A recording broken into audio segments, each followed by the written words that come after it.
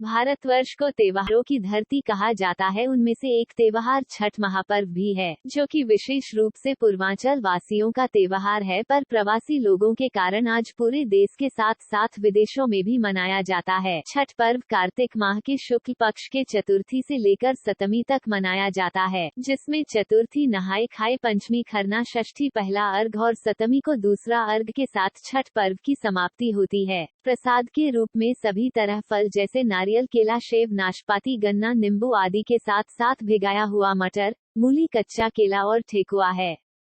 पूरे पूजा के दौरान कोई भी पंडित या मंत्र उच्चारण की जरूरत नहीं होती है। भारत में छठ सूर्योपासना के लिए प्रसिद्ध पर्व है।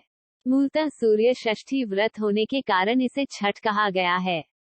यह पर्व वर्ष में 2 बार मनाया जाता है, पहली बार चैत्र में और दूसरी बार कार्तिक में।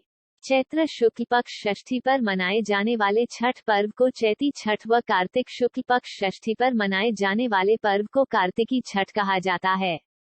पारिवारिक सुख, समृद्धि तथा मनोवांछित फल प्राप्ति के लिए यह पर्व मनाया जाता है।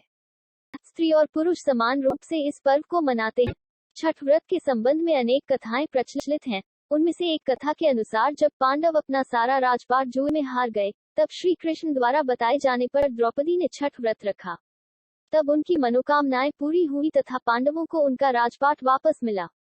लोक परंपरा के अनुसार सूर्यदेव और छठी मैया का संबंध भाई बहन का है। लोक मातृका षष्ठी की पहली पूजा सूर्य ने ही की थी। छठ पर्व को वैज्ञानिक दृष्टिकोण से देखा जाए तो षष्ठी तिथि छठ को एक विशेष खगोलीय परिवर्तन होता है। इस समय सूर्य की पराबैंगनी किरणें अल्ट्रावायलेट रेज पृथ्वी की सतह पर सामान्य से अधिक मात्रा में एकत्र हो जाती हैं। इस कारण इसके संभावित कुप्रभावों से मानव की यथासंभव रक्षा करने का सामर्थ्य प्राप्त होता है। पर्व पालन से सूर्य, तारा प्रकाश, पराबैंगनी किरण के हानिकारक प्रभाव से जीवों की रक्षा संभव है। पृथ्वी के जीवों को इससे बहुत लाभ मिलता है। सूर्य के प्रकाश के साथ उसकी पराबैंगनी किरण भी चंद्रमा और पृथ्वी पर आती हैं। सूर्य का प्रकाश जब पृथ्वी पर पहुंचता है तो पहले वायुमंडल मिलता है। वायुमंडल में प्रवेश करने पर उसे आयन मंडल मिलता है। पराबैंगनी किरणों का उपयोग कर वायुमंडल अपने ऑक्सीजन तत्व को संश्लेषित कर उसे उसके एलोट्रोप ओजोन में बदल देता है। इस क्रिया द्वारा सूर्य की पराबैंगनी किरणों का अधिकांश भाग पृथ्वी के वायुमंडल में ही अवशोषित हो जाता है। पृथ्वी की सतह पर केवल उसका नगण्य भाग ही पहुंच पाता है।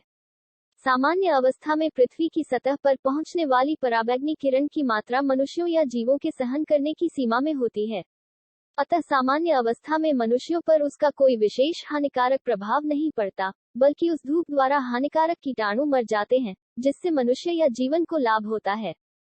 सूर्यास्त तथा सूर्योदय को यह और भी सघन हो जाती है। ज्योतिषीय गणना के अनुसार यह घटना कार्तिक तथा चैत्र मास की अमावस्या के 6 दिन उपरांत आती है। ज्योतिषीय गणना पर आधारित होने के कारण इसका नाम और कुछ नहीं, बल्कि छठ पर्व ही रखा गया है।